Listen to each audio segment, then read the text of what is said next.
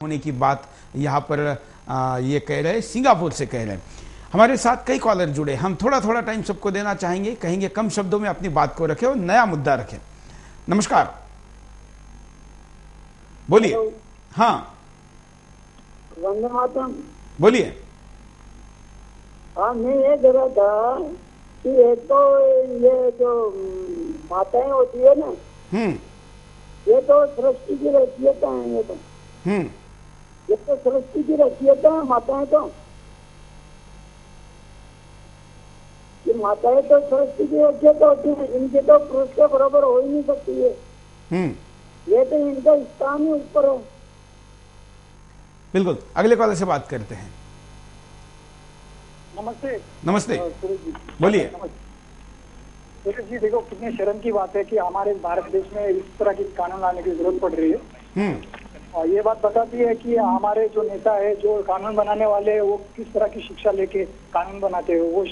वो English medium के बाहर गांव में पढ़ के वो वहाँ का कचरा यहाँ पे लाने की बात करते हैं। अगर इस तरह किसी औरतों को अपनी बीवी को पैसा देने की बात करेंगे तो फिर ये तो अच्छा हो जाएगा। किसी नौकर को उसके काम का हर्जाना देने जैसी बात हो गई।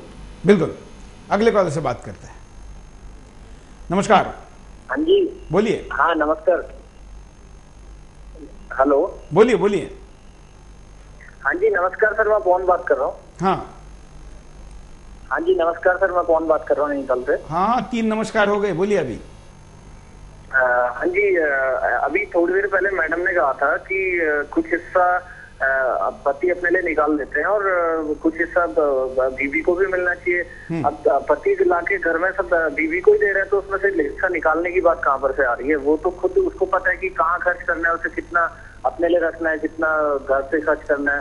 तो ये तो बात कहीं से भी नहीं आ रही। और रही बात, हाँ मैं ये भी मानता हूँ कि कहीं उत्पीड़न हो रहा है तो उसके लिए तो हमारे पास पहले से ही कानून है ना। अगर किसी को प्रॉब्लम है तो जाए और अपना कोर्ट में अपना बताए कि ये प्रॉब्लम है, उसके लिए हमारे पास कानून है। और हम अलग से एक और कानून थोप रहे हैं। बिल्कुल, और धन्यवाद।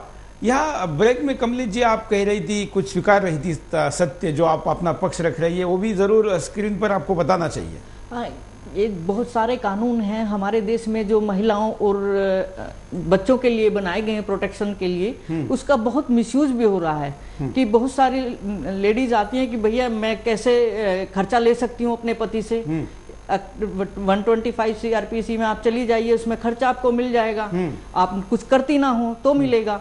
तो अच्छा मैं नौकरी छोड़ देती हूँ। यानी कि सीधा सीधा मिसयूज है, कुछ नहीं करने वाली। ऐसा परसेंटेज कितना है कि जो आपके पास ऐसा कानून का उपयोग चाहने वाली महिलाओं में गलत का परसेंटेज कितना है और सही का कितना है? नहीं, एक्चुअल में जो महिला उत्पीड़न जो डोमेस्टिक वायलेंस है और जो दहेज उत्पीड़न है उसमें काफी परसेंटेज होता है। अब ये बताना तो मुश्किल हो जाता है। फिर भी मोटा मोटा 50-60% गलत होता है। वो वैचारिक मतभेद होता है जिसको जो डोमेस्टिक वायलेंस में और दहेज उत्पीड़न में कन्वर्ट कर दिया जाता है जिन FIR को। मतलब मेरे जी आपसे कमलेश जी कुछ बातों में अभी सहमत है। यही बात है परिवार इसी को कहते हैं। हम एक दूसरे की बात माने। निश्चित रूप से आपके इस चैनल पर हम लोग भी एक परिवार की तरह ही हैं। हम कोई एक दूसरे के विरोधी नहीं है। मेरा ख्याल मर्द को ये कहना चाहिए अपनी औरत को कि 100% तेरा है। ये 10-20% भी बहुत कम है औरत के लिए, क्योंकि सब कुछ वो ही देखती है। ये कहता कि मैं भी तेरा हूँ, सब कुछ तेरा है। एग्जैक्टली। और घर जब वो चला रही है तो क्यों इतनी पीड़ा हो रही है हमारे मर्दों को 10-20% को लेके?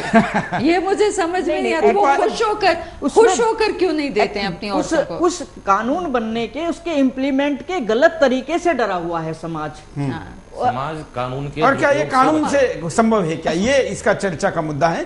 और भी हम अब उपाय की दिशा में जल्दी जाते हैं कि आपके दृष्टिकोण से, हम तीनों अतिथियों के पास भी मैं आऊंगा, साथ साथ में कॉलर को भी लेते हैं कि उपाय क्या हो सकते हैं। और हम स्क्रीन पर आप लोगों ने जो उपाय भेजे वो भी थोड़ी देर में देखेंगे। पहले हम तीनों अतिथियों से उपाय जान लेते हैं। पहले कमलेश जी।